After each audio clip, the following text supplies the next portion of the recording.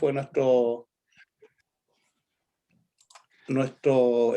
público objetivo. No obstante, este año consideramos que era importante ampliarse a las otras carreras de pedagogía e involucrar a estudiantes, a alumnos que están en práctica, que terminaron sus prácticas o que este semestre van a realizar prácticas, los profesores guías de las prácticas que están en los establecimientos educacionales, muchos de los cuales están hoy día acá, y también nosotros los profesores universitarios que participamos, profesores y profesoras que participamos en los procesos de formación de nuestros estudiantes de las distintas pedagogías. Diseñamos un programa y gentilmente hoy día nos va a acompañar la profesora Joana Camacho, que va a realizar su presentación denominada Educación Científica con Perspectiva de Género, de la investigación en didáctica de las ciencias al aula escolar.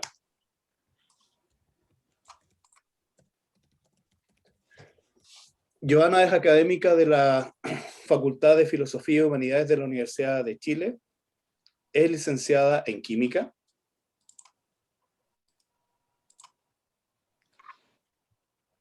es profesora de Química y magíster en docencia de la Química de la Universidad Pedagógica Nacional de Colombia.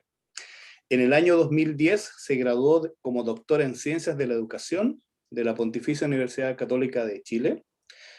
Desde el año 2011 es académica de la Facultad de Filosofía y Humanidades de la Universidad de Chile. Del año 2016 al 2017 fue la presidenta de la Sociedad Chilena de Educación Científica.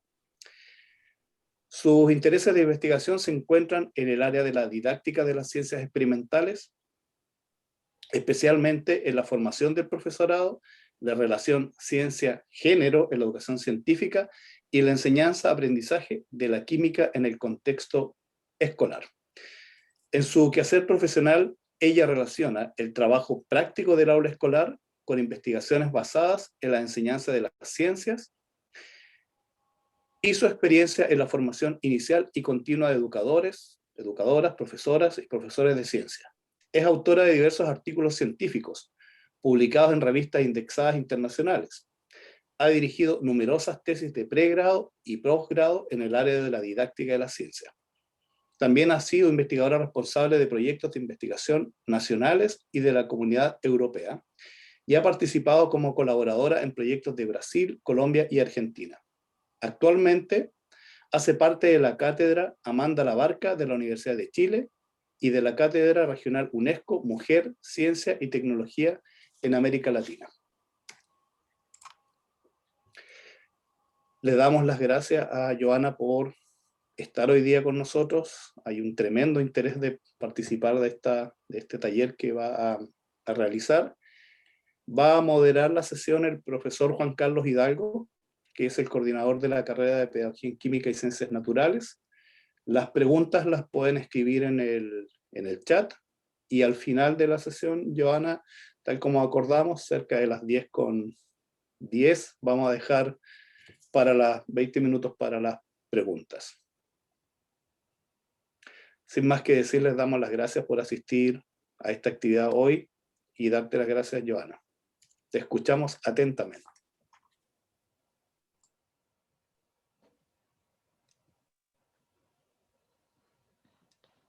Bueno, muy buenos días. Un placer, digamos, compartir desde Santiago con ustedes allá en La Serena. Bueno, un saludo súper especial a Francisco López y a Patricia Pizarro, que ya hemos tenido la oportunidad de trabajar en, digamos, en instancias anteriores. Agradecer la invitación y también el interés de quienes se conectan y nos acompañan en la mañana de hoy.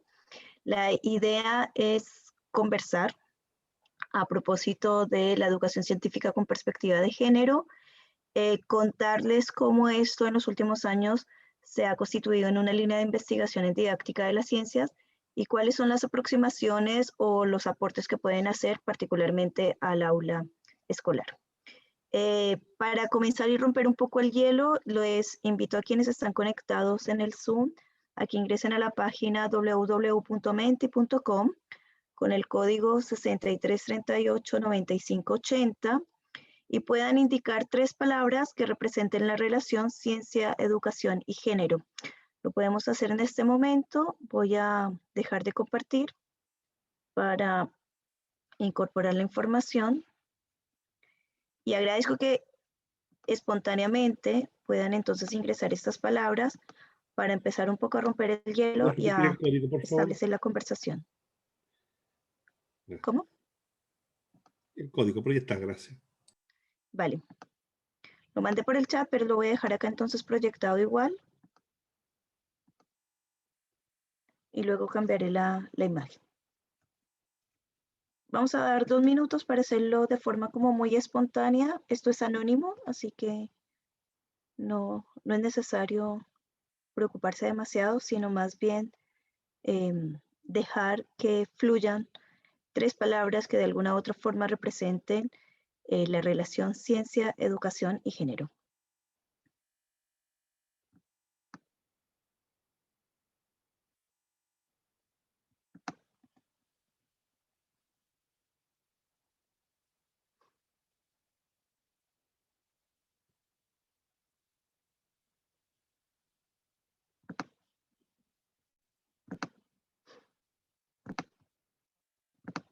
Vale, ahí ya están apareciendo algunas palabras bien interesantes que son importantes de visualizar y de identificar para ver cómo a lo largo del taller se van presentando y también con qué regularidad, con qué importancia. Acá aparecemos, por ejemplo, la palabra igualdad en el centro.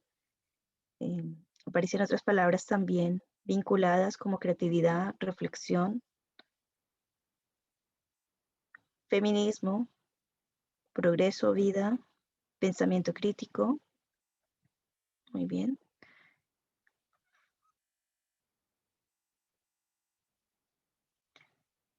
Vale. Bueno, si nos damos cuenta, durante todo el tiempo, la nube, el concepto central ha sido igualdad.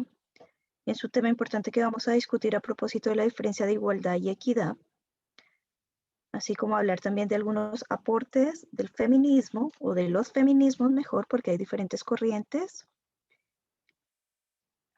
Y estereotipos, inclusión. Vale, muy bien. Bueno, yo creo que está súper claro con este que vamos terminando, que la palabra acá entonces central sería igualdad. Y yo creo que va a ser a lo largo de la discusión.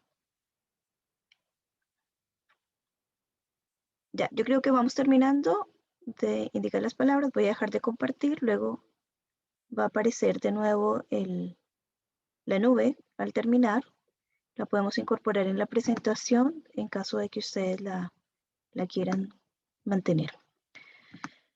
Bueno, como les mencionaba, entonces hay palabras que aparecen mucho en el imaginario, sobre todo a partir del Mayo Feminista del año 2018, en donde de alguna u otra forma nos convocan a entender que hay una relación entre ciencia, educación y género que está asociado con los estereotipos, con los sexos, con la desigualdad, con la inequidad, pero también de alguna u otra forma que está vinculado con el pensamiento crítico, con la creatividad, con la innovación y con diferentes dimensiones asociadas a lo que entendemos como conocimiento científico.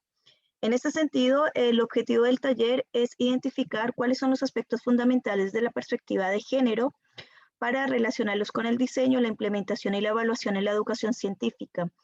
Yo voy a tratar de dar algunos ejemplos concretos a partir de la investigación que he realizado ya en más de 10 años y tratar, como digamos, de discutir cuál es finalmente el aporte, no solamente para la formación del profesorado, como en el caso de las carreras de pedagogía o de formación continua, sino también particularmente aspectos que son importantes para la enseñanza y el aprendizaje de las ciencias. En ese sentido, yo voy a tratar 4 puntos centrales. El primero tiene que ver con la naturaleza de la ciencia, porque creo que es el pilar para poder discutir la perspectiva de género, sobre todo en un área como la nuestra, que ha sido tradicionalmente reconocida como objetiva, neutra, descontextualizada y aislada un poco de la realidad. El segundo tema tiene que ver más bien sobre argumentar cómo esta línea de educación científica se relaciona con la perspectiva de género, cuáles son los aportes, los referentes teóricos, y por qué de alguna u otra forma esto se ha vuelto un campo de investigación que evidentemente se ha movilizado acá en Latinoamérica, particularmente en Chile, después del Mayo Feminista del 2018, pero que cuenta con antecedentes anteriores. El tercer punto, yo he centrado mi investigación en las creencias y en las prácticas pedagógicas del profesorado de ciencias en el aula escolar. He tenido 2 proyectos Fondesit como investigadora regular, como investigadora principal, indagando sobre cómo se relacionan las ideas que tiene el profesorado acerca de la construcción de conocimiento científico, con la enseñanza, con los estereotipos, y cómo de alguna u otra forma eso se vincula también con las prácticas pedagógicas. Y finalmente contarles qué es en lo que yo estoy trabajando en, digamos, en estos 2 últimos años a través de un Fondesit regular, un proyecto que está más bien vinculado a desenmarañar algunas prácticas pedagógicas trascendiendo hacia una educación científica con justicia social. Entonces hay aspectos que he encontrado que son importantes de discutir. Y bueno, finalmente algunas conclusiones y reflexiones que podamos compartir. En primer lugar, como decía, el tema de la naturaleza de la ciencia y el género para mí ha sido súper importante, es como una columna vertebral que requiere de elementos teóricos que en general, por nuestra formación, no conocemos. Entonces, en ese sentido, es muy importante entender que hay aportes de las teorías feministas que son diferentes las corrientes feministas, por eso hablaba más bien de los feminismos, porque hay distintas perspectivas, y que a lo largo del tiempo han hecho contribuciones a partir de los estudios sociales de la ciencia, de los estudios de género, de los estudios incluso en el área de educación y de pedagogía, que de alguna u otra forma lo que hacen es cuestionar la institucionalidad científica y la construcción de conocimiento científico. Por eso pongo allí esta portada de la revista Nature en el Día Internacional de la Mujer en el año 2013, donde de alguna u otra forma pone en discusión esta tradición patriarcal de construir el conocimiento científico de una sola manera y de creer que esa es la mejor manera.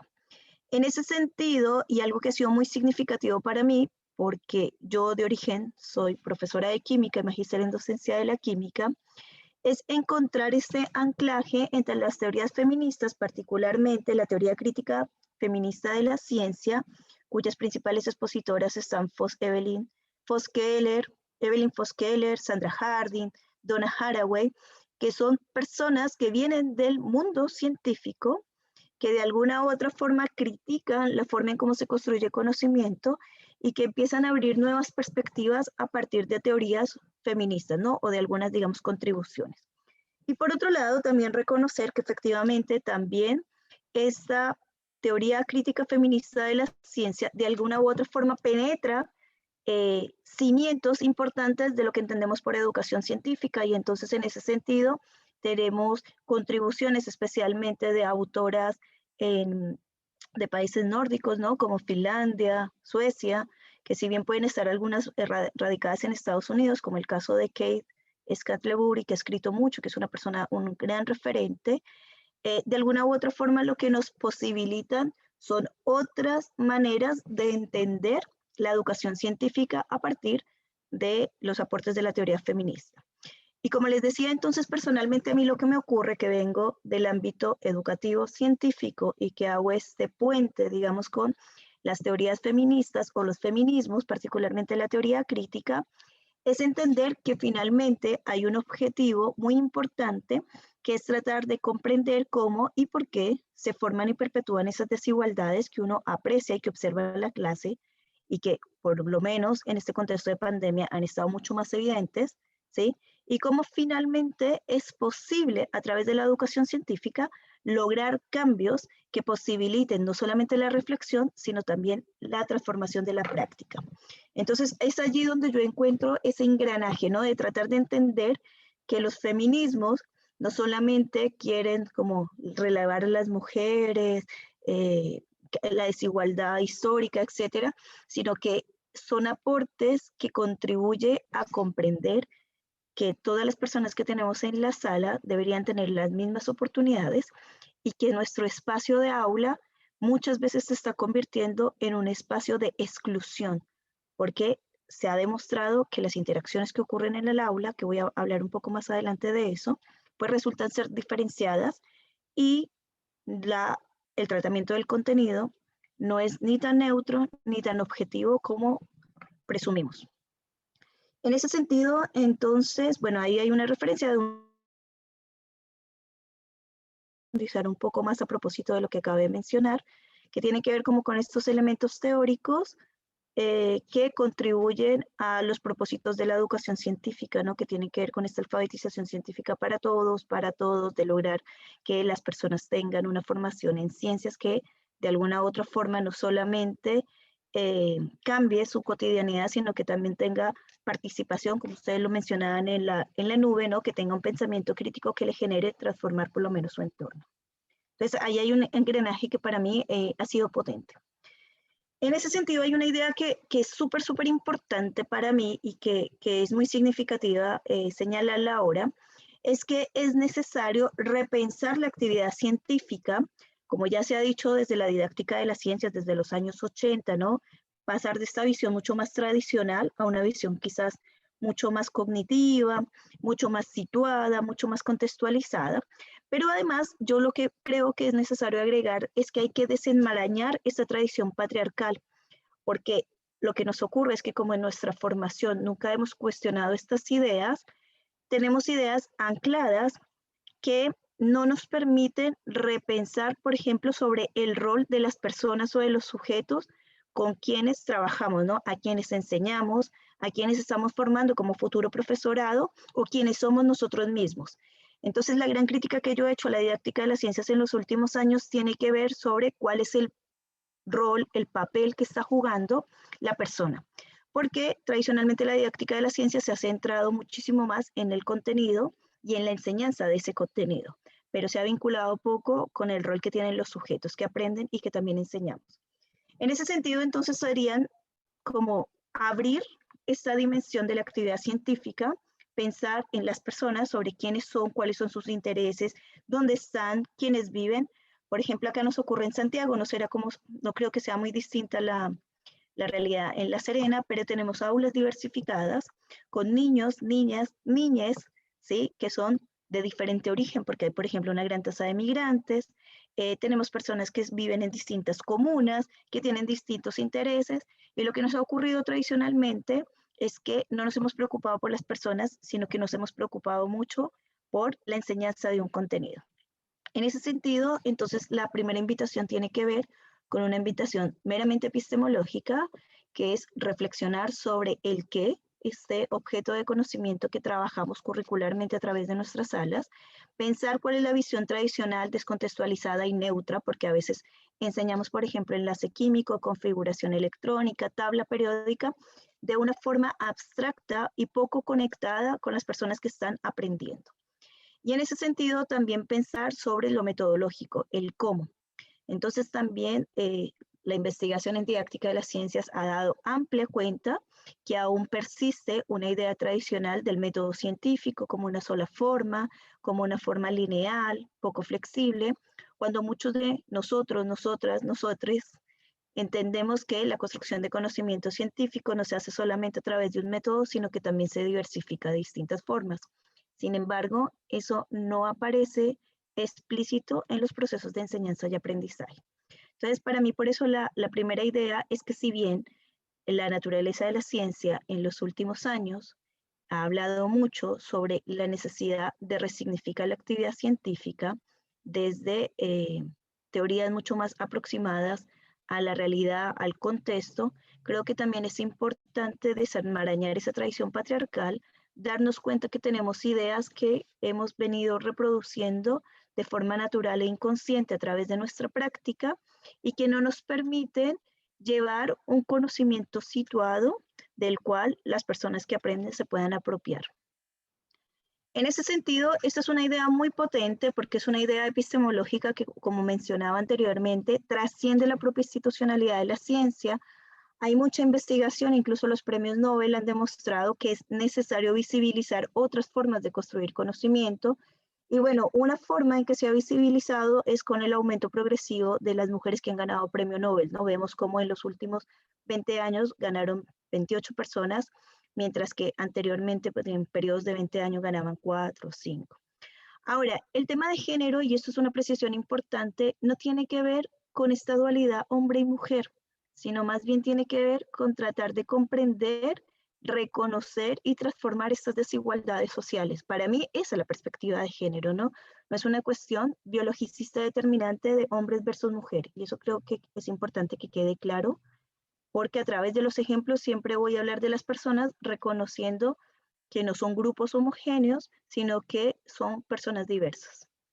En ese sentido, lo que ocurre a nivel internacional pues no es muy distante de lo que ocurre acá en Chile. Si bien en Chile hay reconocimiento de mujeres, se ha dado muchísimo más en el último tiempo, ¿no? En las políticas de CONIS y ahora ANIT, la perspectiva de género aparece de forma muy, digamos, fuerte, visible.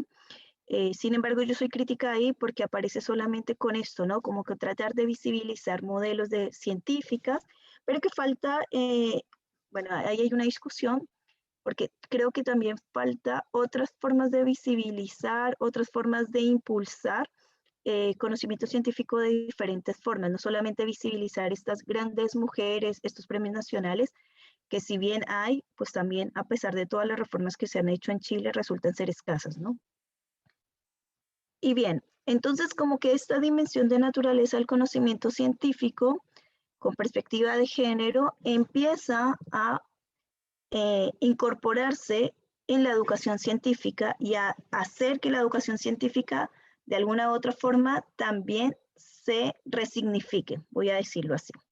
Entonces, si bien en los últimos años se ha hablado mucho de la alfabetización científica, de la importancia de que toda la población sepa acerca de ciencias, lo que encontramos es que hay una perspectiva de género que todo el tiempo está tensionando esa área.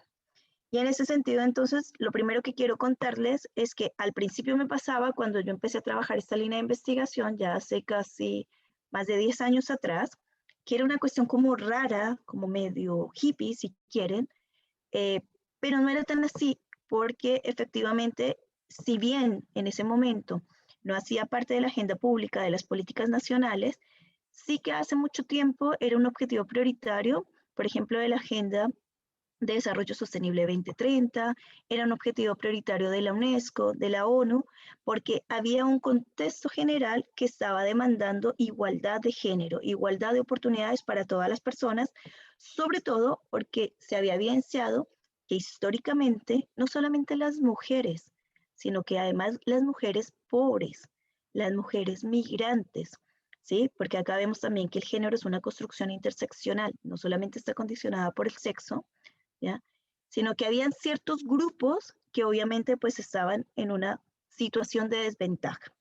Entonces lo que ha ocurrido con las políticas principalmente en los últimos años y particularmente a partir del mayo del 2018 es que se toma el grupo mujeres y se trabaja como el grupo que ha tenido históricamente desventajas.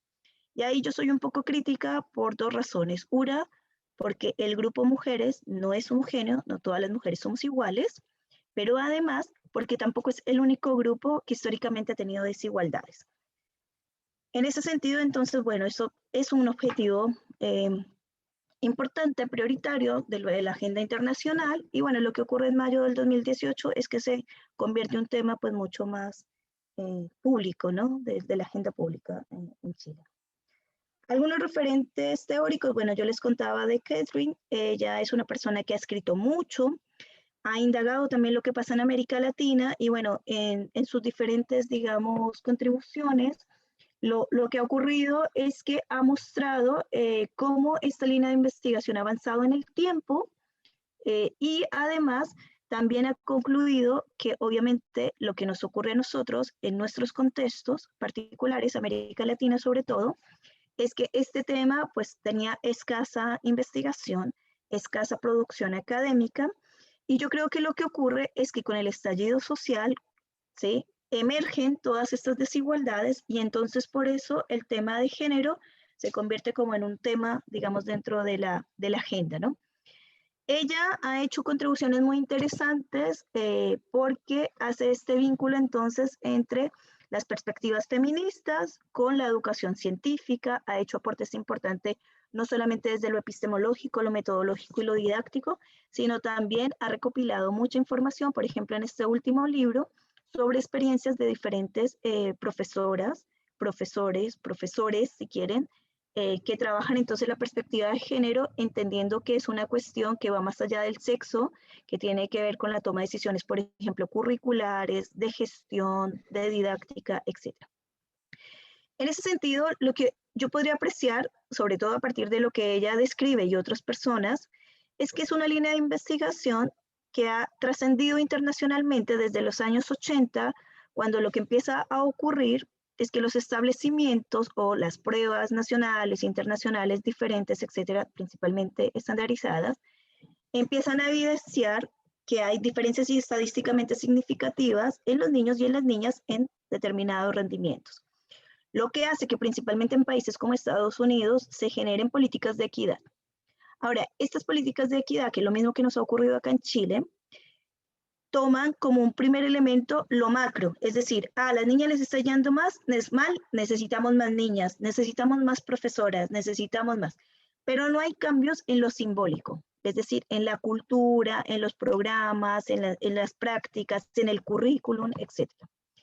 Ya luego en los años 90 a 2000, lo que empieza a ocurrir es que se empiezan a dar cuenta que efectivamente estas diferencias tienen que ver mucho más allá con el sexo, y que efectivamente hay otros factores que pueden explicarlas, como por ejemplo el currículum, las actitudes, las vocaciones, y empiezan a emerger lo que ha ocurrido acá en los últimos, yo creería que hace como 5 años, esa cantidad de programas nacionales, vocacionales, que de alguna u otra forma lo que quieren hacer es como atraer o captar la atención principalmente de las niñas hacia el campo científico, reconociendo que ellas están en una situación de desventaja, ¿vale?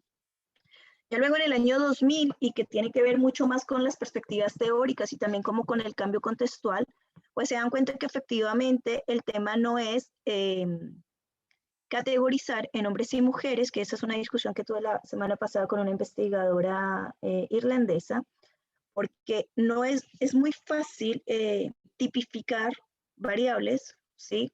Hombres, mujeres, pero vuelvo y repito que los hombres y las mujeres no son grupos homogéneos, son distintos, entonces no son por lo tanto comparables.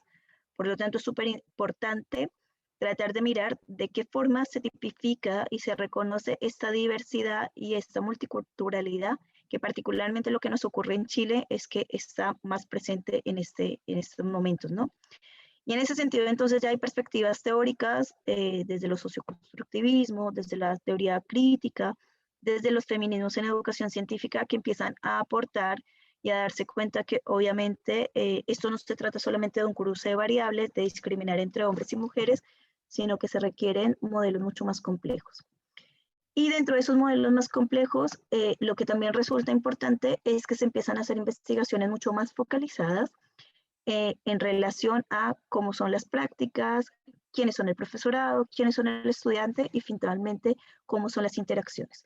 Yo lo que veo es que en Chile estamos más o menos como en esta década, estamos tratando todavía de integrar factores explicativos y que todavía falta para avanzar y reconocer el contexto diverso en el que estamos inmersos.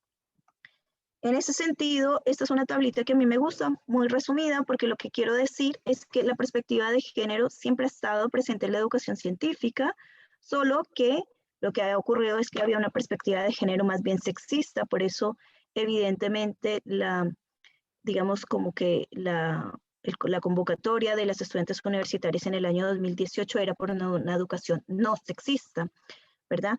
Pero hay otras perspectivas dependiendo de cuáles son los modelos de género o cuáles son los referentes teóricos que están detrás, o mejor, cuáles son esos supuestos. Y lo que ha ocurrido es que evidentemente cuando uno habla con el profesorado de ciencia, lo entrevista, lo investiga, indaga a propósito de sus prácticas, pues observamos de que hay un discurso, y yo digo es un discurso enmascarado porque lo que decimos es que los chicos y las chicas son iguales, que no hay ventajas, no hay desventajas, y por lo tanto entonces hablamos de un género inclusivo o neutral, que es problemático porque no permite visibilizar las diferencias.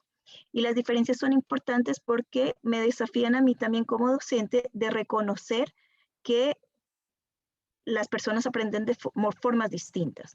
Entonces, es una posición muy cómoda, especialmente para nosotros como docentes de ciencias, porque les enseñamos a todos de la misma forma, porque el conocimiento es objetivo y porque únicamente los estudiantes lo que tienen que hacer es aprender lo que yo les estoy enseñando.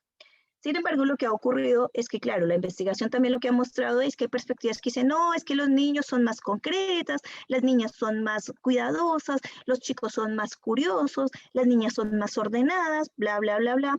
Y una cantidad de estereotipos que están demarcados por lo que se reconoce como feminismo de la diferencia, o una perspectiva de género amigable con las niñas, porque es decir, bueno, si es que las niñas entraron más tarde a la universidad, han estado en una situación de desventaja, tienen estas actitudes, los chicos tienen estas actitudes y son diferentes. Entonces, cuando yo, por ejemplo, conformo un grupo de trabajo, por ejemplo, en el laboratorio, entonces mientras los chicos están manipulando, están observando, están recopilando variables, están analizando gráficos, pues las chicas van ordenadamente llevando el informe. ¿Sí? Porque asumimos que tienen estereotipos e ideas distintas. Y obviamente, pues lo que tiene que ver ya con un feminismo más postmoderno, es decir, bueno, en realidad esas diferencias no están dadas por el sexo, sino que están dadas por otras variables, por otros factores que hacen que sea mucho más complejo. Entonces ahí es donde aparece el caso del profesorado que dice, bueno, esta chica le va muy bien, pero es porque ella estudia, porque es que ella es muy esforzada. ¿Sí? O a este chico no le va tan bien porque es que él es desordenado, pero él sabe, no importa que él no venga a clase porque él sabe. Entonces, bueno, hay una cantidad de estereotipos y de representaciones que lo que nos ocurre muchísimas veces es que están tan naturalizadas que no nos damos cuenta que de alguna u otra forma eso también permea no solamente nuestro discurso, sino también nuestro hacer, ¿ya? Porque estoy interactuando de forma diferenciada, porque estoy teniendo expectativas diferenciadas. Y bueno, antes del 2018 aparecían cosas mucho más brutas, voy a decirlo, ¿no? Antes se hacían comentarios como, ay, a las mujeres hay que pegarles para que funcionen, es que no vaya a llorar como niña, bueno, y etcétera, una cantidad de cosas que aparecían que hoy políticamente pues ya no se pueden decir, ¿no? Pero antes sí que aparecían de forma mucho más recurrente. En ese sentido, como lo que quiero mencionar es que la perspectiva de género en la educación científica como que corresponde a distintos niveles, ¿ya? Hay una perspectiva de género mucho más amplia, más macro, si quieren, que es lo que he dicho que aparece en las políticas educativas, en las políticas públicas. En Chile hay una ley de inclusión, por ejemplo. Ahí, bueno, está también la ley docente, está ahí con la Patricia que trabajamos tantos años en una comisión de estándares en donde una de las dimensiones transversales era género. Entonces hay una política estructural y macro. Sin embargo, lo que ha ocurrido, la gran crítica que yo tengo, es que esa política es tan macro que no ha logrado todavía incorporarse a la institucionalidad, ni a la familia, ni a las escuelas, ni a las universidades. Empezando porque dentro de esta misma política no hay relaciones que sean coherentes, ¿no? Si uno ve, por ejemplo, la sola definición de inclusión, en la ley de inclusión aparecen como 3 definiciones que pueden ser incluso contradictorias entre sí. Hay otra forma de verlo, que es lo simbólico, que es lo que yo he trabajado, que es decir, qué es lo que ocurre en el aula, cómo es la interacción, cómo es el discurso, cómo se hacen las preguntas, a quién le, ¿sí? Y eso lo hemos visto también en el contexto remoto, porque bueno, con pantallas apagadas, pero todavía en cierto sentido sigue habiendo una interacción pedagógica. Y hay otra perspectiva que tiene que ver más con lo individual, ¿no? Y lo individual es reconocerme que yo como docente, cuando voy y hago mi clase de química, pues sigo siendo Joana Camacho y no es como que sigo, sí, como que me desdoblo y llego al aula como una persona objetiva, neutra, política. No, evidentemente no es así. Por otro lado, se habla de educación sexista, que es una educación entonces como claramente teniendo como único referente los antecedentes patriarcales, ¿sí? O sea, el hombre y además es un hombre occidental y es este científico tipo Einstein, etcétera. Hay una perspectiva más inclusiva, que es la que yo creo que está ahora como mucho en el contexto público, decir, no, no es diferenciada, todos somos iguales y paz y amor y acá todos tienen la misma oportunidad, todos pueden ingresar a la universidad.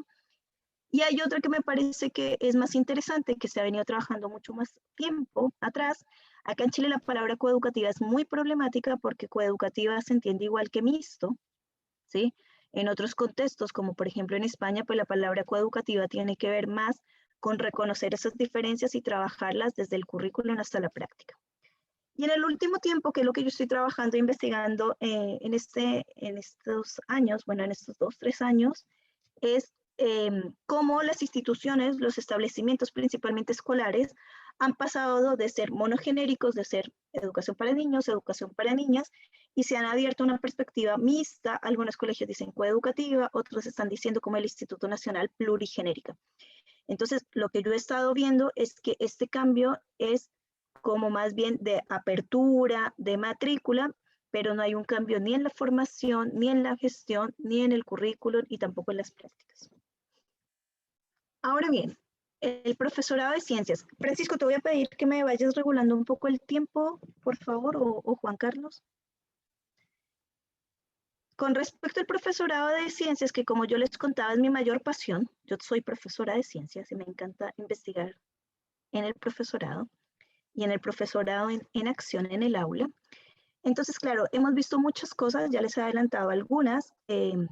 Acá hay una frase que a mí me gusta muchísimo, que es la traducción, por eso dice el profesor, pero me gusta mucho porque lo que yo he aprendido es que uno como profesor, profesora, docente, educador, educadora, tiene que darse cuenta que es un sujeto, como dice este autor, que trae consigo al aula una compleja red de experiencias, habilidades, conocimiento, perspectivas e intereses, e incluida su propia experiencia, su identidad de género, así como sus expectativas frente al estudiantado. Y esa frase para mí ha sido muy bonita y muy interesante compartirla, porque creo que el profesor, el docente, la docente, es un sujeto político que toma decisiones sobre qué enseña y cómo enseña, y de alguna u otra forma no puede ser tan objetivo, tan neutral, tan descontextualizado. Entonces debería ser consciente de cuáles son las consecuencias, digamos, si se pudiera mencionar así, de lo que ocurre en su actuar pedagógico. Y darse cuenta, porque lo hemos visto, de que muchas veces hay comentarios, eso lo trabajamos después en una tesis sobre las masculinidades, que veíamos que muchas personas están influenciados altamente, ustedes lo sabrán, para ser profesor o profesora, por sus docentes en el sistema escolar, y varios entonces reconocen como una persona importante e influyente en su vida, para querer ser como esa persona o para no querer ser como esa persona, ¿verdad? Entonces, obviamente también ocurre eso con el profesor de ciencias o el profesorado de ciencias. Lo que nos ocurre en particular es que como que desde nuestra formación inicial nos hemos despojado de nuestra subjetividad, entendiendo que la ciencia es una área objetiva y que hay que entrar como en ese razonamiento, ¿no? Y como arraigándose un poco también de su subjetividad. Bueno, esta fotografía lo que quiere interpretar a partir de las flechas no son rayos láser. Esta es una profesora de un colegio en Maipú que trabajó conmigo en un año, muy querida ella en un colegio técnico profesional. Trabajamos un año, aprendí muchísimo con esa profe, siempre me dejó una reflexión que se las voy a contar porque a mí me marcó mucho como investigadora principalmente, pero también como docente. Es que ella hacía su clase de biología, de ciencias naturales en un octavo básico, porque este era un colegio técnico profesional en Maipú, acá en Santiago. Y cuando ella empieza a observar su clase, se empieza a dar cuenta que ella no interactúa de la misma forma con todos sus estudiantes y que ella interactúa más con los estudiantes que están en la primera fila, que no solamente son varones, sino son los más interesados por el conocimiento y son con los que ella mejor puede avanzar en la materia. Cuando esta profe se da cuenta de eso, fue una reflexión tan potente, pero tan potente, porque ella empezó a cuestionarse y a darse cuenta de qué ocurría con los otros estudiantes. Con esos estudiantes que estaban atrás, que no les interesaba la materia, quiénes eran, qué pasaba. Y entonces acá hay un ejercicio metacognitivo muy bonito, porque ella empieza a cambiar no solamente su práctica, su discurso, sus actividades, sino también incluso la distribución espacial. Se empieza a dar cuenta que, por ejemplo, la conformación de grupos no es ingenua, ¿sí? Se empieza a dar cuenta que la asignación de tareas tampoco es ingenua. Se empieza a dar cuenta que puede de alguna u otra forma moderar la participación de sus estudiantes a través del tipo de preguntas que hace y a quién se la dirige. Y bueno, entonces con esta profe yo aprendí mucho porque hicimos cosas muy, muy interesantes en su momento. Ahora bien, ¿qué es lo que estamos viendo en el contexto remoto, que también he aprendido harto con mis estudiantes de pedagogía?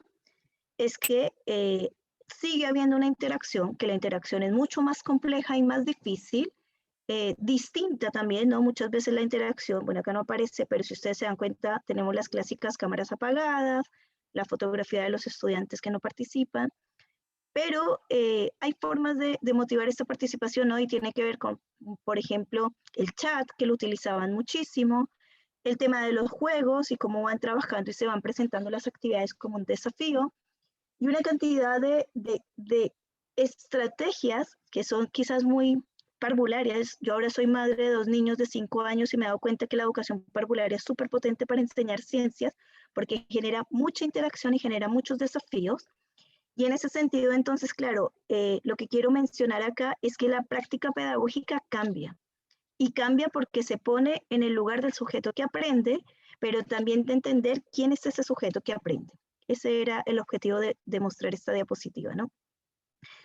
Ahora bien, entonces el profesorado de ciencias, como yo ya les había adelantado, tenemos muchos estereotipos, muchas ideas que vamos reproduciendo. Ya les había contado que algunos que entonces piensan que los hombres son desordenados, pero son más rápidos, pero son más curiosos, pero que las mujeres son más maduras, porque es que se desarrollan primero. Yo no soy profe de biología, pero creo que acá hay tanto que hacer desde el punto de vista biológico porque hay una cantidad de supuestos que se justifican desde lo biológico y que las teorías biológicas tienden a la diversidad. Sin embargo, el profe de biología o la profe de biología tiende hacia el determinismo, ¿no? Entonces, de hablar del cuerpo de la mujer como el cuerpo de la mamá, ¿sí? Y ese tipo de representaciones que no son ni científicas ni objetivas, además. Entonces, bueno, lo que yo empecé a mirar es que además ese tipo de estereotipos, de representaciones que están muy vigentes en el profesorado, pues no son solamente de docentes, sino también de la población en general. Tuve la oportunidad de participar en el análisis de la primera encuesta de percepción social de la ciencia y la tecnología de CONICYT en ese momento, en el año 2018, un estudio muy grande que se hizo a nivel nacional a lo largo de Chile, en donde participaron personas mayores de 15 años, no necesariamente asociadas a un contexto determinado, pero sí veíamos con gran preocupación de que habían diferencias estadísticamente significativas entre las percepciones que tenían hombres y mujeres acerca de lo que era la ciencia y la tecnología y de cómo se podían apropiar.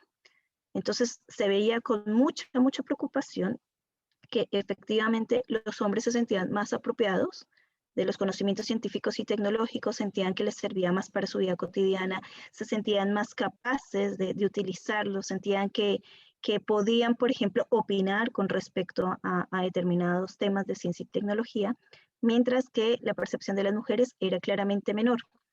Y una cosa que me pareció muy interesante de este estudio es que las mujeres eran también más críticas de la investigación científica y tecnológica que habían recibido, ¿no? Entonces, bueno, acá históricamente hay toda una trayectoria que yo no voy a hacer énfasis, pero como que las mujeres se daban cuenta como de que la formación científica y tecnológica que habían tenido era desigual o la subestimaba. Eso es lo que quería comentar.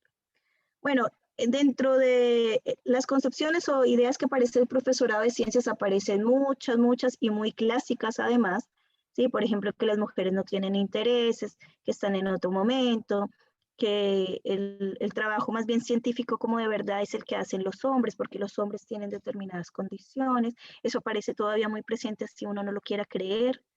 Que las mujeres científicas eran distintas, ¿no? Porque eran como, no eran competitivas, eran humildes, eran como sumisas, estaban más bien relacionadas con su familia, y que las mujeres de ahora como que son distintas. Sí, que como que es una competencia, es como una guerra de sexos, y yo creo que eso es lo peor que podemos hacer, es que como profesores pensemos que la perspectiva de género es como que las mujeres se van a posicionar frente a las mujeres. De esto no se trata. La perspectiva de género se trata de entender que todas las personas, independiente de su sexo, deberían tener iguales condiciones para poder aprender ciencias. Para mí ese es el punto.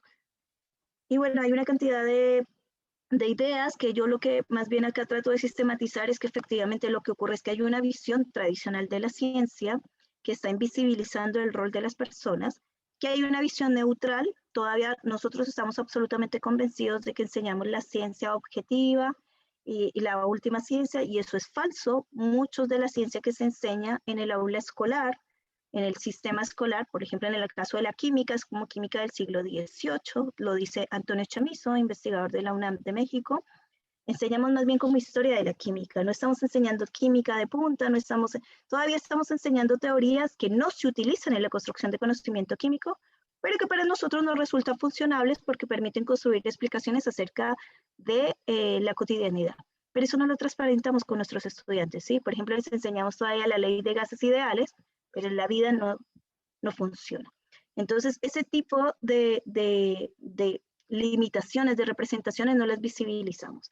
Y entonces seguimos pensando que estamos enseñando química, cuando en realidad estamos enseñando más bien historia de la química, y sería interesante que la química estuviera en función de las necesidades del estudiantado y de su propia cotidianidad para que resuelva problemas reales.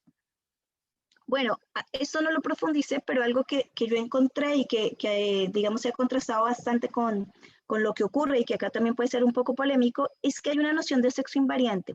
Al principio, cuando yo empecé a trabajar en esto, tenía la hipótesis de que a lo mejor las mujeres profesoras eran como más pro con estos temas, eran más sensibles, eran sí, porque uno tiene el estereotipo de la mujer cuidadora y etc.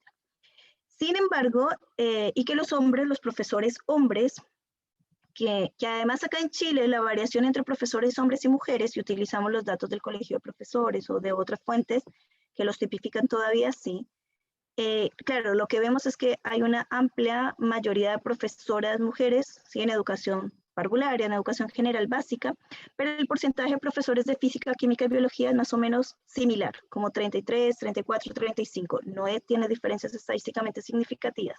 Todavía, yo creo que esas diferencias se van a dar después, porque lo que ha ocurrido, no sé en el caso de La Serena, pero nos ocurre a nosotros en la Universidad de Chile, es que obviamente las mujeres han empezado a ingresar con más fuerza a las carreras de pedagogía. Pero lo que quiero decir acá es que da lo mismo si la profesora es mujer u hombre o se identifica de otra forma, porque lo que está detrás no es su sexo, es su experiencia, es su formación, son sus ideas y sus estereotipos. Y entonces lo que ha ocurrido a nivel internacional, incluso en varios investigadores lo han dicho, en matemática lo usa mucho, es el tema del role model, de pensar que si el colegio es femenino, las profesoras son mujeres, a las chicas les va a ir mejor. Y lo que se ha demostrado es que no es tan así. Ahora bien, algo que a mí me parece súper potente es que en las creencias del profesorado suponen que hay diferencias. O sea, la mayoría de profesores dicen, las niñas aprenden así, los niños aprenden así, por lo tanto el rendimiento es así, el rendimiento es así, las niñas tienen ciertas habilidades. El tema con esas diferencias no es que esté bien, mal o no creerlas, sino que el tema es que yo como profe no me involucro. Porque yo digo, pero es que Joana es así, porque es que es mujer, porque es colombiana, porque es que ella es así. Y yo no tengo nada que ver porque es que ella es así.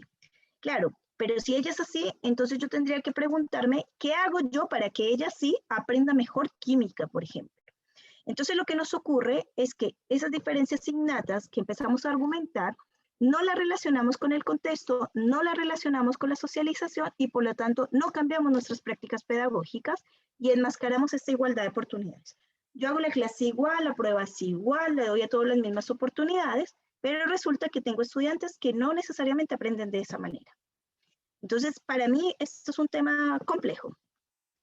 Otro tema importante que si bien se ha resuelto parcialmente con el Mayo Feminista, es que se conoce poco acerca de la producción científica femenina, ¿no?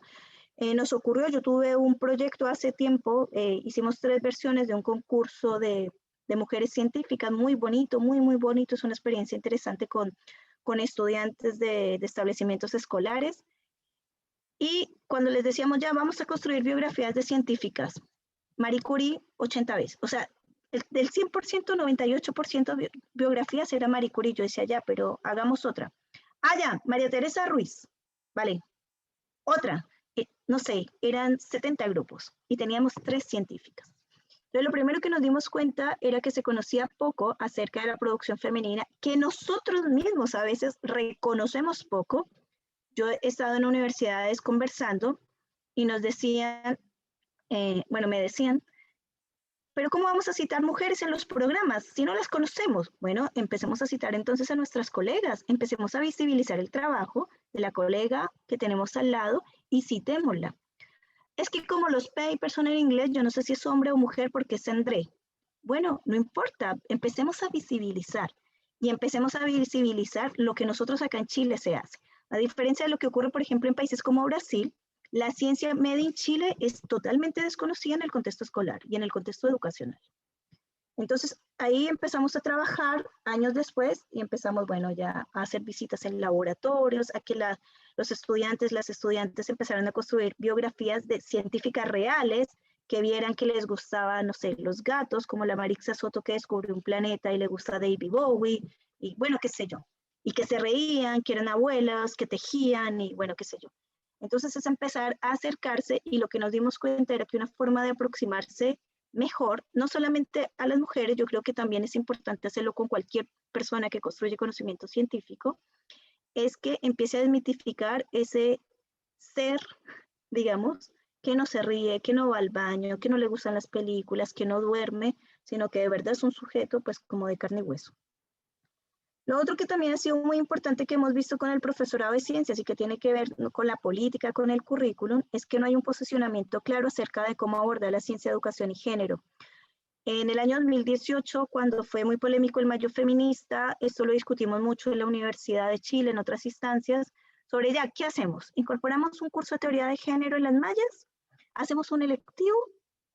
Y lo que yo me he dado cuenta con el tiempo es que esto no se trata de un parche que se pone en la malla, sino de que es una perspectiva transversal y que, como lo dijimos con las personas de la Facultad de Medicina, hay que verla en la acción, en la práctica. Entonces nosotros, por ejemplo, en la universidad lo estamos trabajando muy fuerte en los cursos de didáctica y de práctica, porque lo vemos en el desempeño con casos reales, con decirle, bueno, pero la interacción, la pregunta, ¿por qué fue así? ¿Por qué fue así? ¿Qué pensaste? ¿Qué ves tú? Y entonces cuando se ve a partir de la práctica es mucho más significativo. Así que con el cuento de los cursos de teoría de género y eso yo todavía no estoy muy de acuerdo. Y eso Johanna, tiene que ver con una perspectiva didáctica. Dale, Francisco. te quedan 15 minutos. Ah, súper. Bien, gracias. En ese sentido, con respecto a la formación inicial y continua del profesorado, creo que hay una tensión epistemológica y didáctica que hay que seguir trabajando a propósito de la naturaleza de la ciencia, que ya había mencionado. Lastimosamente siento que la discusión se ha centrado a nivel estructural de las mujeres, parece ser que todo se resuelve con incorporar más mujeres, faltan otros aspectos más profundos. Existe un desconocimiento de la perspectiva de género, entonces ahora decimos educación no sexista, pero educación no sexista también puede ser cualquier cosa. Falta formación de la nueva generación de docentes y de científicos y científicas. Yo creo que eso, hay que abrir un camino de visibilizar esto, no solamente para quienes van a trabajar en el área educativa, sino también para quienes están construyendo conocimiento científico. Y creo que para ir cerrando, lo que estamos viendo en el último tiempo de esto hacia una educación científica con justicia social, tiene que ver con que el Mayo Feminista hizo cosas muy buenas, masificó la discusión, nos hizo más sensibles a estos temas, pero también hizo que las miradas que se han desarrollado sean más superficiales. Entonces vemos con gran preocupación que se han generado una cantidad de iniciativas, como por ejemplo los campamentos de verano en Estados Unidos. Acá hay algunos campamentos, pero no son más para ciencias. Está el MATEA, por ejemplo, para niñas, o están estos programas de mujeres en STEAM, etcétera, que lo que yo siento que están haciendo es que están polarizando la discusión. Se reconoce que hay una desigualdad hacia las niñas, pero yo creo que esa no es la manera en cómo se va a resolver, ¿no? Por otro lado, se han visibilizado lo del tema de las mujeres chilenas, se siguen visibilizando las primeras mujeres, ¿no? Esta estudiante de Valle, de su región, por ahí cerca, que ingresa con el mejor puntaje en ingeniería en la Universidad de Chile, y entonces la preocupación que yo digo, ya, interesante la noticia, pero ¿hasta cuándo van a ser las primeras que todavía están incorporando nuevos campos? ¿Sí? Porque esto sigue siendo noticia. ¿Y qué va a pasar con Virginia Álvarez, de 19 años, en 4 o 5 años más, cuando la investigación nos muestra estos diagramas de tijera, el pecho pegajoso? ¿Qué modificaciones está haciendo la facultad Buchet, ¿cierto? La Facultad de Ciencias Físicas y Matemáticas, para que Virginia Álvarez no se quede en el camino y no se pierda, ¿sí? ¿Cómo ella va a seguir construyendo su identidad? Se va a masificar, se va a matizar en la cultura patriarcal de Butcher. Entonces, hay una cantidad de cosas que uno todavía tiene que seguir profundizando. Por otro lado, lo que está pasando en los establecimientos, principalmente los establecimientos emblemáticos, de que han tomado esta decisión de pasar de monogenéricos a mixtos, ¿sí? Y que lo que hemos descubierto, como ya les mencionaba, es que principalmente el principal argumento tiene que ver con la matrícula, con la cobertura, de que la preocupación más bien la infraestructura, si hay baños para hombres y para mujeres. Entonces, acá, si bien se habla de la palabra coeducación, nosotros la semana pasada tuvimos un seminario muy, muy interesante que decía co-educación, no es lo mismo que coeducación.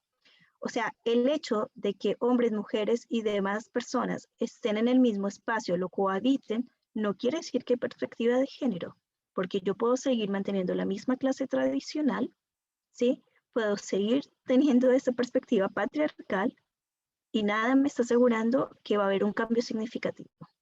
Entonces, claro, ¿qué es una educación coeducativa? Pues tiene que ver con cambios efectivos de manera transversal en lo pedagógico, en lo didáctico, en lo curricular, en la gestión, en la cultura escolar.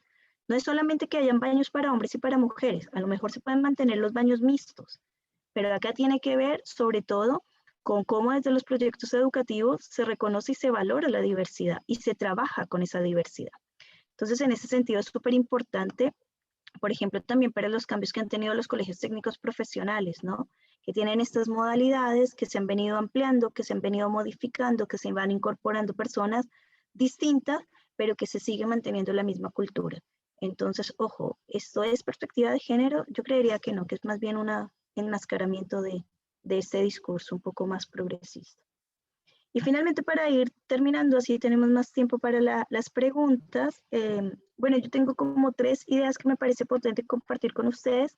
Para mí lo más importante es reconocer que como docentes de ciencias, nuestra aula, así sea un aula virtual, es un espacio para promover equidad.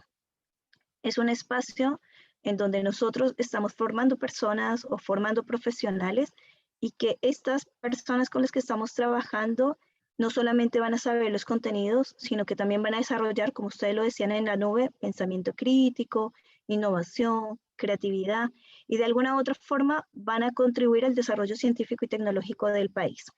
Entonces, es muy importante por lo menos considerar 3 dimensiones. La primera dimensión tiene que ver con lo que ya había mencionado, una dimensión epistemológica, que es la invitación es a pensar qué es lo que yo estoy entendiendo por conocimiento científico, cómo estos estereotipos que yo a lo mejor estoy ejemplificando se presentan o no se presentan. Yo siempre como que invito a que observen clases y que vean cómo la interacción, si la interacción es diferenciada o no es diferenciada. Para decir, bueno, ¿a quién le pregunto y cómo le pregunto? ¿Qué es lo que pasa? Porque veíamos en las clases, por ejemplo, que a las chicas les preguntan, pero más bien como para reafirmar o para llamar la atención, y que las preguntas que son de carácter más explicativo, argumentativo, están más bien orientadas al estudiantado varón. Entonces, y vuelvo y repito, y no al estudiantado varón cualquiera, sino a los que ya saben, a los de la primera línea, por ejemplo. En otro sentido tiene que ver con el lenguaje, la discusión que hay con el uso del lenguaje inclusivo, si utilizamos el E, la X, el arroba o no. Y bueno, el otro tema también contextual. Con respecto a lo epistemológico, ya decía que es importante diversificar las prácticas científicas, entender que hay distintas formas de entender de naturaleza del conocimiento científico. Estas representaciones siguen siendo muy habituales. La investigación nos muestra que se siguen manteniendo como reproduciendo más bien estas ideas de una actividad experimental, ¿sí? Como lo único, una actividad individual, jerárquica, porque este personaje es el jefe que manda, ¿sí? Y las chicas son las que trabajan así de forma subordinada. Entonces siguen apareciendo esas como ideas. También nos sigue apareciendo esta idea de ciencia muy descontextualizada, abstracta, estos personajes a blanco y negro donde los estudiantes no se identifican. Sí, no quiero decir que no son importantes, claro que sí son importantes, pero no pueden ser el único modelo que presentemos. Y bueno, si bien, digamos, los libros de texto han hecho un interés, un importante, digamos, cambio de contextualizar, de relacionar la ciencia, creo que todavía nos falta a nosotros cambiar también nuestras prácticas, ¿no? Reconocer otras personas, ¿no? Que ya Marie Curie, de verdad, la pobre se ha revolcado tanto a su tumba con los 2 premios Nobel, que es la 21ª que conocemos, conocer mujeres científicas importantes, acá aparece Rosalind Franklin, pero vuelvo y repito que es súper importante y la invitación es a conocer personas más cercanas. Entonces, por ejemplo, ustedes en la Universidad de La Serena, sería súper interesante visibilizar las científicas, las profesoras de ciencias, qué es lo que están haciendo, quiénes son, cómo se llaman, empezar por allí, porque hay un tema de identidad y de proximidad muy importante para el estudiantado. Con respecto al lenguaje inclusivo, para todos es un punto. Entendemos que el lenguaje construye realidades, que para los estudiantes, les estudiantes, ha sido muy significativo el uso de la que para nosotros a veces es incómodo porque no podemos ni siquiera leerlo, pero que es importante porque está visibilizando lo que no se ha visibilizado, ¿no? Y no solamente son las mujeres, sino también estas disidencias. Si bien el ministerio no se pone de acuerdo o políticamente lo que dice, sí, utilizamos lenguaje genérico masculino, bla, bla, bla, ellos mismos, el propio ministerio tiene un manual no sexista e inclusivo donde hace alusiones bien interesantes que podemos empezar a utilizar, ¿no? Y en ese sentido, claro, el lenguaje no es solamente el uso de la A, la E, la arroba, la X, etcétera, porque yo aprendí mucho con los profes, de que los profes decían, bueno, pero en realidad yo le digo jóvenes, señoritas, niñas, etcétera. Pero también le puedo decir Joana, Francisco, Patricia, porque estoy reconociendo quién es. Me dice, ya me está diciendo que me aprenda el nombre de mis 50 estudiantes. Bueno, empecemos por último a identificarlos. Ahora es más fácil con las cajitas que tienen los nombres, ¿sí? Entonces empezamos ya por lo menos a identificarlos y a reconocerlos. Mientras resolvemos el tema de la E, la O. Yo sé que para algunos colegas es muy incómodo porque no fuimos formados, porque sentimos que no es incómodo, pero lo que hay que reconocer es que para las nuevas generaciones es un tema de una construcción de identidad muy importante. Bueno, acá hay pautas de observación de la práctica, que no voy a entrar en profundizar, si alguien la quiere, ahí está la referencia, pero acá, por ejemplo, en los estándares de formación inicial de profesores de forma más genérica, aparecen y han habido estudios con la evaluación docente, porque esta es una dimensión que se está reconociendo, ¿no? Entonces empiezan a mirar cómo el profesor, por ejemplo, utiliza el lenguaje, cómo es el diseño pedagógico, el tipo de ejemplos que utiliza, etcétera, que no sean, digamos, sexistas. Y bueno, ahí aparecen otras referencias en donde de alguna u otra forma uno va viendo que puede avanzar hacia el uso de un lenguaje que visibilice las diferencias. Yo creo que el punto es hacia allá. En fin, hay otro aspecto que tiene que ver con el contexto y a propósito de la pandemia, el año pasado se conformó un grupo de especialistas que trabajamos en la mesa social del COVID-19 y se hicieron algunas orientaciones para la enseñanza de las ciencias naturales que a mí me pareció muy interesantes. Tuve la oportunidad de participar porque lo que veíamos es que el propósito de la educación científica es una alfabetización científica orientada a la formación ciudadana y bueno, etcétera, pero veíamos que el objetivo prioritario es la inclusión, la equidad social, que es lo que yo he venido hablando, que es como esa forma de engranaje entre la perspectiva de género y la educación científica, pero algo que nos dimos cuenta era que era muy importante que la enseñanza de los contenidos científicos estuviera, digamos, mediada por un ciclo, una ruta de aprendizaje que le pusimos allí, que de alguna u otra forma movilizara los aprendizajes en situaciones reales y concretas. Ese es como lo interesante que está allí y me parece que fue un tremendo aporte, además de que se fue muy rápido, pero de alguna u otra forma lo que muestra esta ruta es que se parte por lo que el estudiantado conoce, se pone a prueba, pero todo está en un contexto real y está en un contexto situado.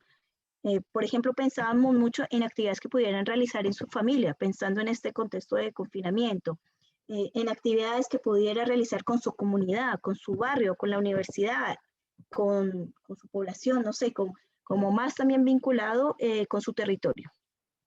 Y bueno, entonces, para terminar, yo creo que es súper importante porque eso lo aprendió también con el profesorado, ¿no? Todo suma. Poquito a poco se va sumando porque en realidad es que no hay nada. Entonces, cualquier aporte va a ser significativo. Hay que orientar la toma de decisiones desde la perspectiva de género. Uno tiene que empezar a ser un poco más consciente. Hay una intersección epistemológica, pedagógica y didáctica que todavía no está muy clara, que yo creo que hay que seguir trabajando, o por lo menos en eso está. hay un tema súper importante que tiene que ver con el marco institucional. Es súper importante que, por ejemplo, en la Universidad de La Serena abra un espacio para un taller, para la carrera de pedagogías, para hablar de estos temas. Ahí, de alguna u otra forma, está demostrando que hay una intención, hay una apertura hacia este tipo de discusiones. Y bueno, como ya lo mencionaba, la relación ciencia, género y educación en la actualidad es considerado como un aspecto fundamental en el desarrollo de la sociedad. O sea, no es una moda, ya pasó la moda con el mayo feminista. Creo que ahora necesitamos y requerimos muchas más evidencias, mucha más reflexión y también mucha más transformación. Eso, Francisco, muchas gracias. Joana, muchas gracias a ti. Hay preguntas. Juan Carlos va a moderar esta porción de la reunión. Darte las gracias. Ya. Vamos a ir en orden cómo fueron presentadas. Mari Carmen Inostroza dice, desde su perspectiva, ¿cuál es el rol que cumplen los textos escolares en el mantenimiento de las diferencias de género en la enseñanza de las ciencias?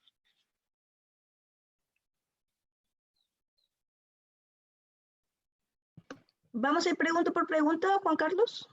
Sí, se la repito, ¿ya? Espérame, es que tengo un tema acá logístico en la casa, el delivery parece, así que les pido un minuto, pero son cosas que pasan.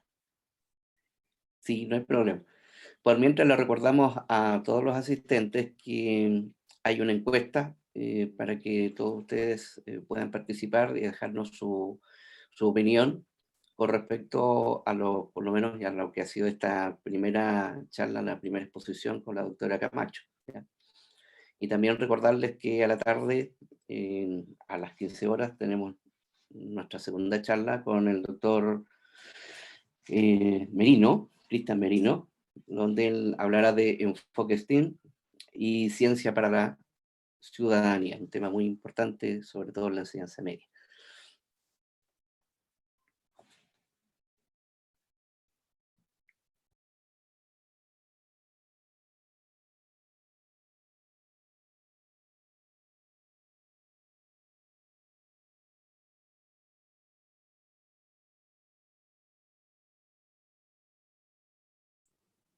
Juan Carlos, recordar que mañana también hay un taller que lo va a dictar el doctor Sebastián Escobar, que es el director de la Fundación Ciencia Ciudadana, y que se suma a los talleres de esta escuela de invierno, mañana a las 9 de la mañana. Gracias, Francisco, por recordarlo. Se me había perdido ese detalle, muy importante. Perfecto, estoy de vuelta, gracias.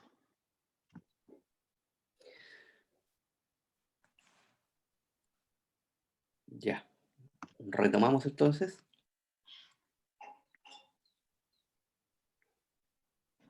Ya tú me preguntabas por los textos escolares. Joana, ¿Voy respondiendo pregunta por pregunta?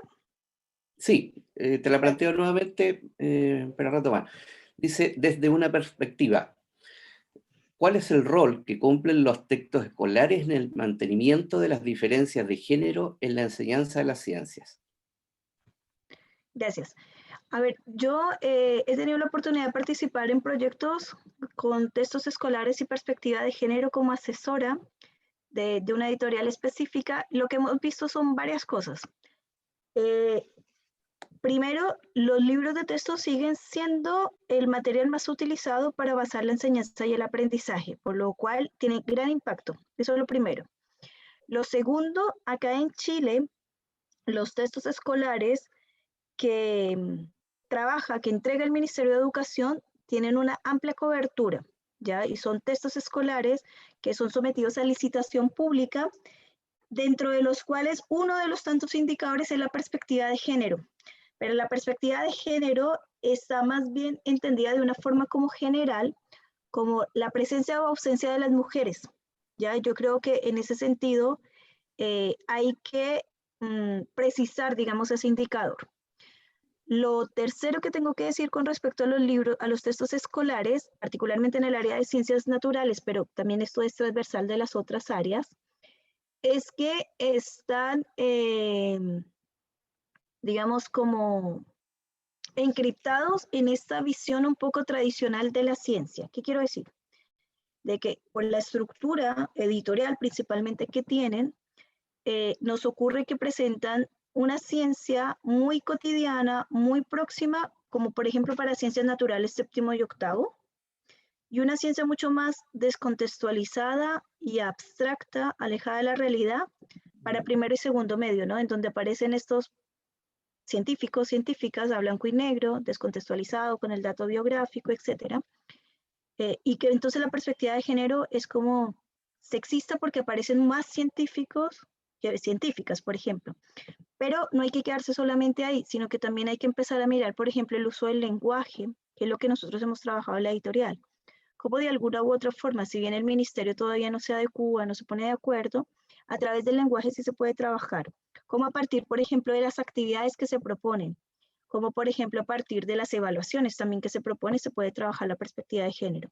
Entonces, vuelvo a insistir que la perspectiva de género no puede caer en el reduccionismo solamente de la presencia de mujeres, sino que tiene que ver con el tratamiento del contenido, con el vínculo que tiene con el contexto. Entonces, siento que los libros de texto requieren harta atención. Y bueno, en otros países son objeto de investigación con mucha frecuencia. Eso, Juan Carlos. Gracias, Joan.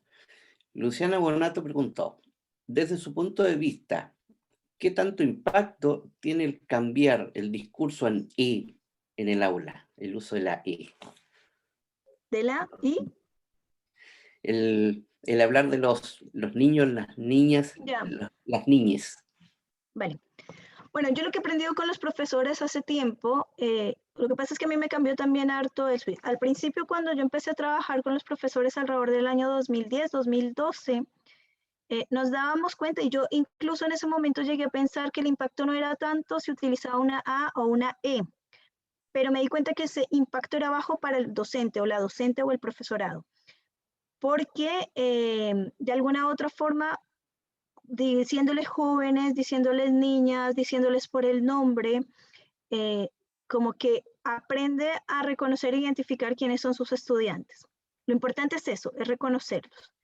Pero después del Mayo Feminista, y a mí me pasó como docente de universidad, me di cuenta, de hecho, en una conferencia en Argentina lo discutí mucho con un psicólogo que participó, era que para mí era muy difícil entender y apropiarme del uso del les, porque no hacía parte como de mí, porque era algo distinto, era algo nuevo. Y era algo que para mí, además dentro de lo académico, era complejo, porque era leer una diapositiva con les estudiantes, no sé, sí, era como un trabalenguas. Pero lo que me he dado cuenta con el tiempo, y lo he aprendido a reconocer, es porque me he dado cuenta que para el estudiantado sí es importante, porque los visibiliza, porque los identifica y porque los reconoce. Entonces me he esforzado más en incorporarlo y en aprenderlo. Eso. Gracias. Y Catalina Balcázar pregunta, ¿desde qué edad, en realidad hace dos preguntas, dice, ¿desde qué edad cree que se debe promover a los estudiantes en el tema de la perspectiva de género? Esa es una. Y lo segundo, dice, ¿de qué forma los docentes pueden abordar y focalizar ese tema en el aula? Vale.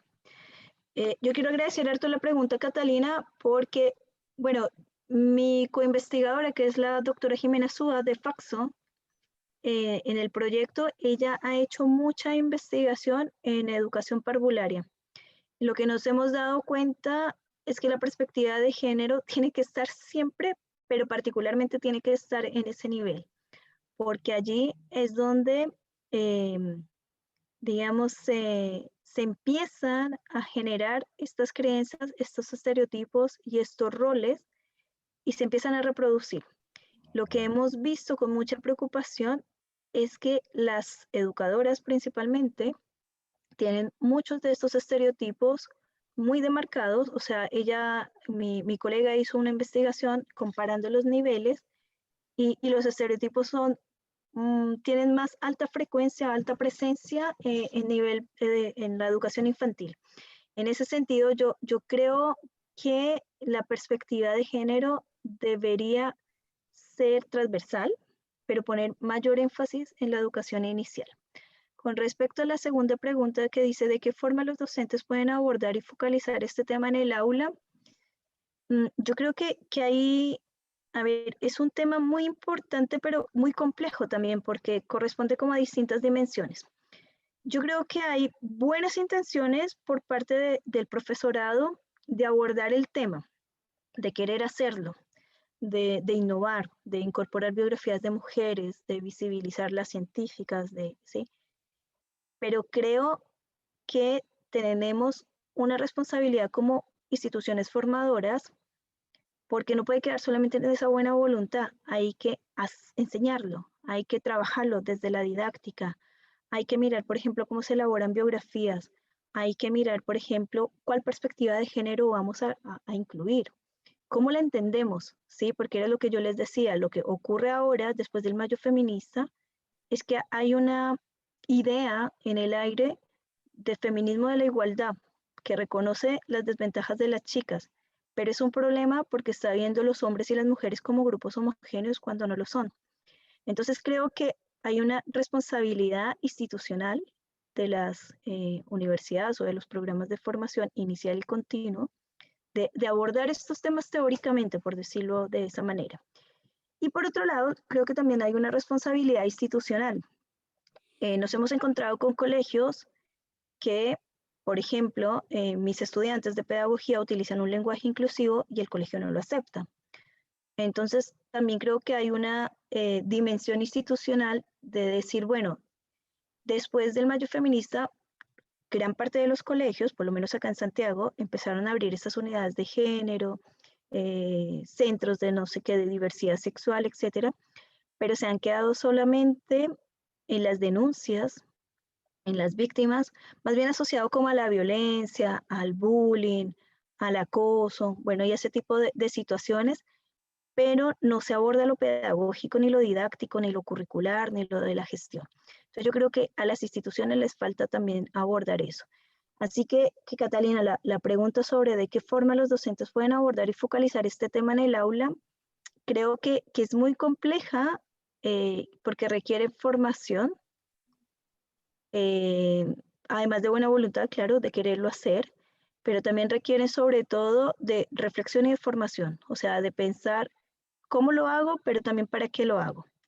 Y bueno, ya hay, si quieren tips, hay varios tips, o sea, yo puedo empezar a incorporar biografías de científicas, empezar a visibilizar el trabajo de las mujeres, intencionar los grupos de trabajo, visibilizar los roles y los estereotipos de género que están presentes en mi clase, utilizar un lenguaje inclusivo, proponer actividades que sean desafiantes y contextuales desde todo punto de vista, o sea, no le voy a poner la clásica, me contaron de un ejemplo en la Serway en física de la moto que empuja a no sé qué, sino que son actividades más relacionadas como con la cotidianidad y con la realidad. Entonces, creo que hay formas de hacerlo, pero se requieren procesos también de reflexión y de formación. Eso, Juan Carlos. Gracias. Por último, porque ya estamos justo como en el tiempo.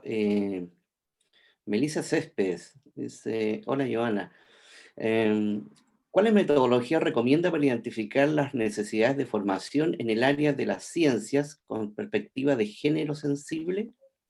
Saludos. Gracias, Melissa, qué bien. Está conectada desde Costa Rica. Desde Costa Rica. Yo creo que las metodologías más apropiadas, bueno, acá hay dos cosas que se están mezclando, digamos, en la pregunta. Una cosa tiene que ver como con las metodologías propias desde la didáctica y otras tienen que ver como con cuáles son más factibles o más pertinentes de trabajar con la perspectiva de género sensible. Para Melissa, que es de Costa Rica y que no conoce, digamos, necesariamente el currículum chileno, bueno, están invitando a la conferencia de Cristian Merino sobre Ciencias para la Ciudadanía. Creo que la asignatura de Ciencias para la Ciudadanía de tercero y cuarto medio ha abierto un tremendo desafío importante que debería ser transversal en todo el currículum nacional.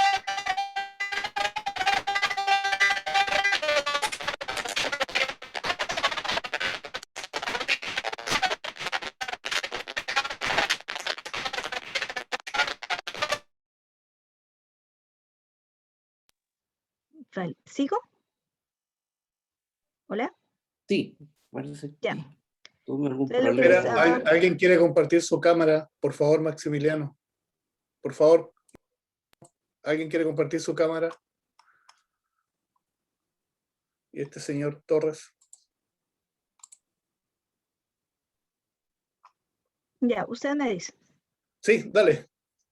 Ya, lo que yo estaba contando para responder la pregunta es que creo que esta nueva asignatura de Ciencias para la Ciudadanía ha generado un nuevo desafío, tanto curricular como pedagógico, como didáctico y también para la formación del profesorado, porque toma elementos claves y dentro de ellos utiliza estrategias que son como más pertinentes para lo que yo estoy hablando como aprendizaje basado en proyecto, trabajar las cuestiones sociocientíficas, porque creo que son estrategias mucho más transversales que pueden de forma más fácil, si quieren, incluir la perspectiva de género. Entonces, en ese sentido, para responder la pregunta, creo que hay estrategias didácticas que son más coherentes y pertinentes para incluir la perspectiva de género, como el aprendizaje basado en proyectos, que me parece muy pertinente, trabajar las cuestiones sociocientíficas, la indagación científica yo creo que también, pero ahí hay que cautelar cuál es el rol que tiene, digamos, el estudiantado y si es un trabajo en grupo, cómo, digamos, se asignan las funciones y las tareas, pero creo que lo que ha propuesto el Ministerio de Chile con esta nueva asignatura precisamente está abriendo oportunidades para trabajar la perspectiva de género sensible. Gracias, Joana. Francisco, entonces estaríamos terminando. Sí, quisiera pedir, primero que nada, agradecer a Joana. Muchas gracias, Joana, por tu presentación. Excelente conversación, se comenta. Quisiera pedir si pueden encender las cámaras para que tomen una foto y podamos difundir esta actividad también por las redes de la institución. Gracias, Francisco, y gracias a todos, todas, todes por la invitación y por la conversación. Y bueno, yo creo que lo importante de esto es abrir la discusión y pensar y reflexionar sobre nuevas oportunidades que nos presentan estos desafíos actuales.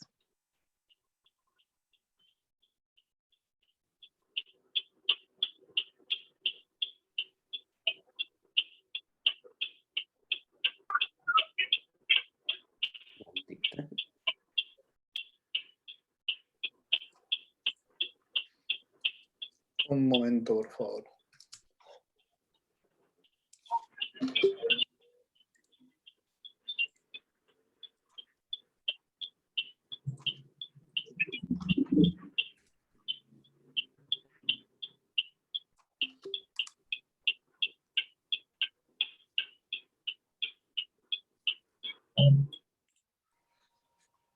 Muy bien, agradecerles a todos. Nos juntamos hoy día en la tarde en el taller del profesor Merino. Están muy vinculados. Joana, tú mencionaste el STEM. El STEM, como uno también lo puede mirar como un objetivo político.